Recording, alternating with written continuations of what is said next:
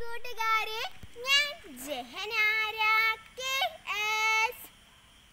ഇന്ന് കേരളത്തിൽ ഉൾപ്പെട്ട പഴയ തിരുവിതാംകൂർ രാജ്യത്തെ വൈക്കം മഹാദേവ ക്ഷേത്രത്തെ കേന്ദ്രീകരിച്ച് 1924 മാർച്ച് 30 തുടങ്ങി 603 ദിവസം നീണ്ടുനിന്ന സത്യാഗ്രഹമാണ് വൈക്കം സത്യാഗ്രഹം.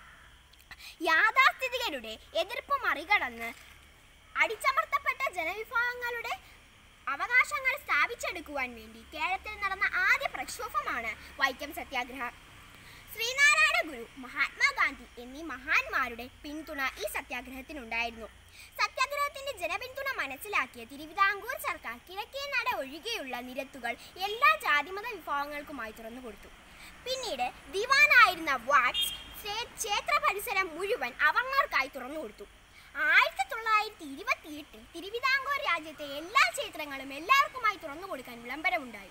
ജാതിവർണ്ണ ഭേദമന്യേ മനുഷ്യനെ എല്ലാം ഒന്നായി കണ്ട വൈക്കം സത്യാഗ്രഹത്തിന്റെ ഓർമ്മകൾക്ക് എൻ്റെ വന്ദനം.